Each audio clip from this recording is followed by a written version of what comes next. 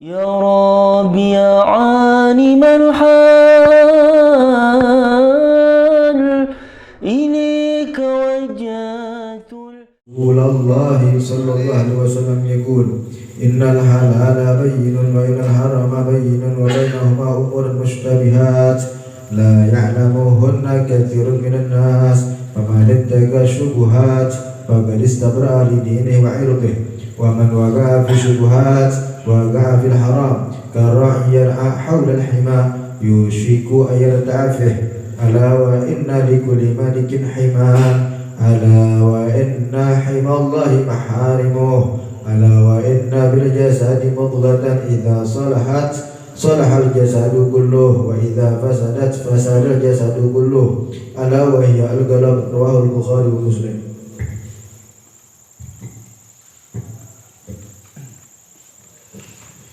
Alhamdulillah. Al-Fatihah.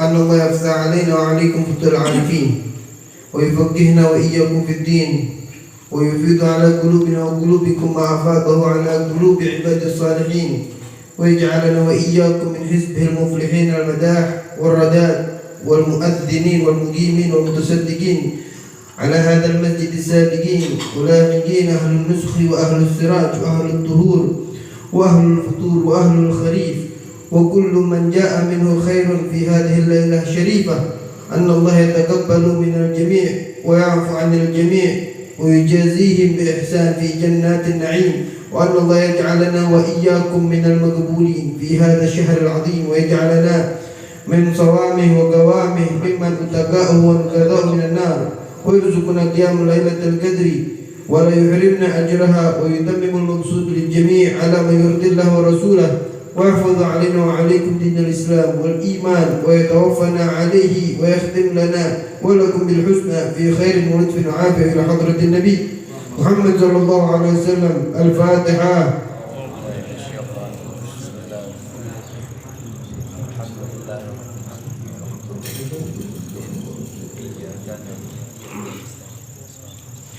Bismillah, alhamdulillah, salatu wassalamu ala rasulillah sayyidina maulana Muhammad bin Abdullah wa ala alihi sahbihi man walah wa la hawla wa la quwwata illa billahil aliyyil azim. Amma ba'd. Segala puji bagi Allah Subhanahu wa taala yang telah mengumpulkan kita di tempat ini dalam rangka rutinitas kita pembacaan ratib Maulid dan pembacaan kitab hadis Nabi sallallahu alaihi wasallam. Sampai kemarin kita masuk bab-bab terakhir, yaitu martabah atau tingkatan daripada orang yang warok. Dikatakan sesungguhnya waroknya awam itu, waroknya orang awam adalah tarku syubhat, meninggalkan yang syubhat. Dan adapun waroknya orang-orang khusus, apa itu? Sihhatul yaqin wa kamalut ta'alluq bi rabbil alamin, sempurnanya mereka punya ikatan dengan Rabbul Alamin, Allah Subhanahu wa taala, dan tidak adanya mereka berpaling kepada selain Allah. Apapun yang dilakukan semuanya digantungkan kepada Allah Subhanahu wa taala. Ini ahlul khawas namanya, orang-orang yang khusus. Kalau kita masih termasuk orang yang awam, berusaha untuk kita tidak terkena sesuatu yang syubhat. Syubhat itu remeng-remeng antara halal sama haram. Remeng-remeng, abu-abu. Sebagaimana diceritakan dari sebagian ulama, dari sebagian kaum salihin, satu orang berkata, aku keluar dari Baghdad, uridul Musil, aku ingin menjumpai seorang syekh yang dapat menyampaikan aku kehadirat Allah Subhanahu wa taala. Fa bainama ana asir, ketika aku berjalan, di situ Allah uji saya dengan dikirimkan dunia. Arti dikirimkan dunia di sini apa? Semuanya kemewahan, baju yang bagus, kendaraan di zaman dulu ontak namanya ontak merah.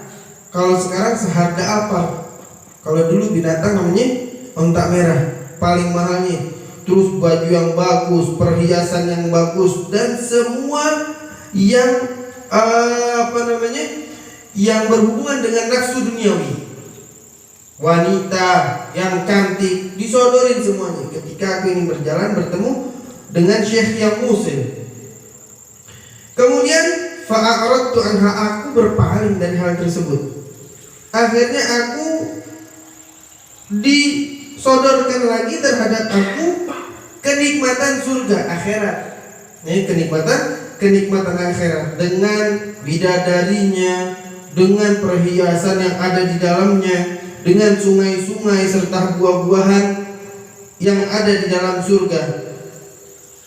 Falam ashtaghil biha, dan aku tidak menyibukkan dengan hal-hal kenikmatan surga tersebut. Faqila li, kemudian ada yang menyatakan kepadaku seperti hatif, suara tanpa ada orangnya.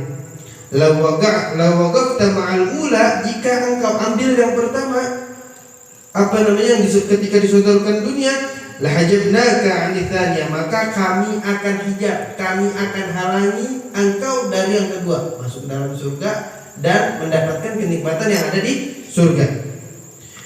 Kemudian walau waqafta ma'atanya, jika engkau ambil bagian yang kedua, artinya ketika masuk surga engkau bahagia, kepengen masuk surga beserta kenikmatan yang di surga, la hajabnaka 'anna, kata Allah Subhanahu wa taala, kami akan hijab engkau dari kami. Jadi kata Allah Subhanahu wa taala, ini hatif bahwa dia enggak bisa menikmati dengan berjumpanya kepada dengan Rabbul Alamin, ini nggak bisa menikmati nantinya. Kenapa? Karena yang diinginkan hanya surga. Makanya kan ada ulama ngomong Habib Ali bin Muhammad Al-Habsyi, kalau bukan ada kekasihku di dalam surga yaitu Nabi Muhammad, aku nggak akan mau masuk surga. Iya. Jadi mereka orang kaum sholihin itu memiliki kecintaan yang sangat amat besar kepada Allah dan Nabi. Nggak bisa dipisah tuh kecintaan. Dikasih surga, bahkan ada satu ulama menyatakan, kalau aku dimasukin surga nih, tapi nggak ditoleh sama Nabi, nggak diketemuin sama Nabi, nggak, aku mendingan masuk neraka ketimbang nggak kena ditoleh sama baginda Nabi Muhammad. Sampai seperti itu. Artinya apa? Surga ini, di atas surga ada kenikmatan yang lebih, yaitu berjumpanya dengan Rabbul Alamin, duduk bareng bersama baginda Nabi Muhammad sallallahu alaihi wasallam. Kan yang tadi di qiyamah itu fi jiwari khaira maq'ad, di sisinya Nabi Muhammad sebaik-baiknya tempat duduk ada di surga. Kita masuk surga tapi nggak ketemu Nabi, pilih mana? Ulama ngomong, ada satu ulama, saya maunya masuk neraka mendingan, nggak ketemu Nabi, nggak nikmat, nggak ditoleh lagi, nggak nikmat. Habib Ali bin Muhammad Al-Habsyi, mau ngapain? Saya masuk surga karena kekasih saya ada di dalam. Kalau nggak ada berarti mana? Jadi kalau kita punya cinta, biar mukhlis sama Nabi Muhammad, jangan separuh-separuh. Kalau kita ngikutin memaksimalkan diri untuk mengikuti Nabi Muhammad. Jangan sampai kita tadi itu terhijab di akhirat, nggak bisa ketemu Nabi, apalagi ketemu dengan Allah Subhanahu wa taala. Fahanahnu lak, ketika engkau udah melewati surga, engkau nggak mau juga, nah di sini engkau akan berjumpa denganku. Ya, wagistu ka'in nasibak minad darin yatik, bagianmu di dunia dan di akhirat akan datang kepadamu. Karena yang dituju mencari ridhonya Allah, yang dituju hanya kepengen berjumpa dengan Allah dan Nabi Muhammad dalam keadaan keduanya itu ridho. Itu tujuan utama. Bahkan kan ada seorang Syekhah Rabi'atul Adawiyah, mau apa? Saya masukin neraka nggak apa-apa, yang penting Allah ridho. Yang penting Allah ridho. Kalau masuk surga Allah nggak ridho, gimana tuh? Ya. Bagaimana kita masuk surga tapi Allah tidak ridho? Nah, ini yang harus kita maksimalkan di dalam diri kita, yaitu selalu dan menyelalukan diri kita, hati kita untuk mengikat diri kita, hati kita kepada Allah Subhanahu wa taala. Jangan kalau kita butuh seakan-akan Allah ada di kantong dengan kita. Kalau kita butuh kita keluarin ke handphone. Kalau dia enggak kita masukin lagi. Jangan seperti itu. Ya, jadikan Allah di segala keadaan kita. Apa namanya? Kalau kita menjadikan Allah Subhanahu wa taala di setiap keadaan kita, maka Allah pun akan memperhatikan kita dalam segala keadaan kita. Enggak mungkin ditinggalin sama Allah Subhanahu wa taala. Kan di Al-Qur'an, ud'uni astajib lakum. Minta, panggil aku maka aku akan mengijabah apa yang menjadi engkau punya hajat. Tapi manggilnya jangan kayak temen ya. Ya Allah saya pengen ini dong. Jangan seperti itu. Ada khudu. Kita yang kita panggil siapa? Rabbul Alamin. Sama kalau kita manggil sama guru, kita manggil beradab. Tapi sama Allah kagak. Gimana? Ya. Sama juga kalau kita bersolawat, pakai ada khudu, hadirkan hati kita. Kita yang kita ucapin solawat sama Nabi Muhammad. Kita Allahumma shalli ala Muhammad. Gimana mau cepat digabul? Nabi Muhammad siapanya Allah ini? Coba siapa? Kalau teman kita kali ini kekasih Habibullah. Nabi Muhammad ya Habibullah. Kalau kita tersebut pasti digabul. Cuman kenapa nggak digabul?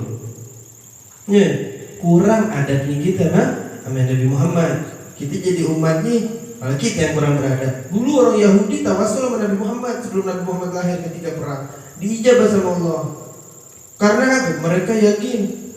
Dan juga mereka yakin bahwa Nabi Muhammad nanti keluar dari golongan mereka. Padahal enggak. Nabi Muhammad dari Arab. Jadi karena itu kita harus memiliki keyakinan selalu ada dimanapun keadaan kita, yaitu Allah Subhanahu wa taala.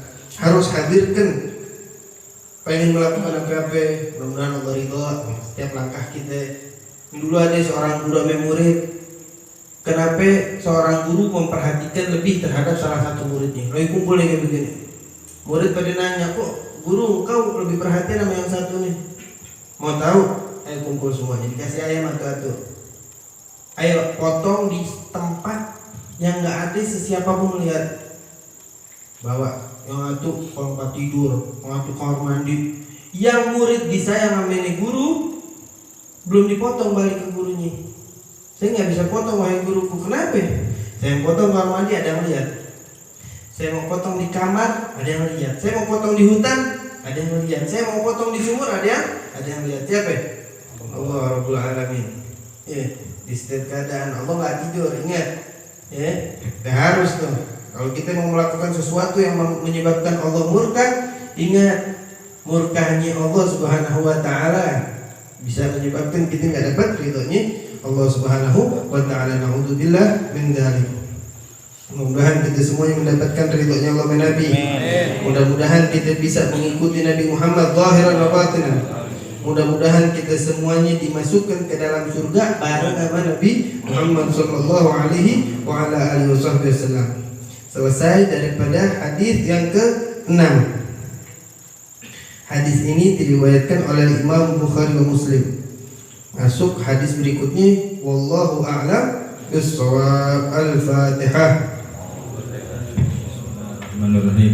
Alhamdulillahirabbil alamin arrahmanirrahim maliki yaumiddin. Iyyaka na'budu wa iyyaka nasta'in ihdinas siratal mustaqim siratal ladzina an'amta 'alaihim ghairil maghdubi 'alaihim.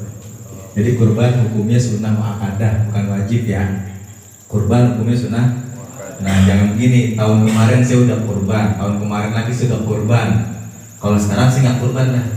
Saya udah sering kurban, yang gitu cari ridhonya Allah. Sampai tahu aja kurban tahun sekarang ridhonya Allah apa buat itu. Gitu, soalnya ada beberapa orang yang duduk di Ahlus Sunnah wal Jamaah hatinya munafik. Oh gitu, ya. Duduknya di benar, hatinya munafik. Alhamdulillah.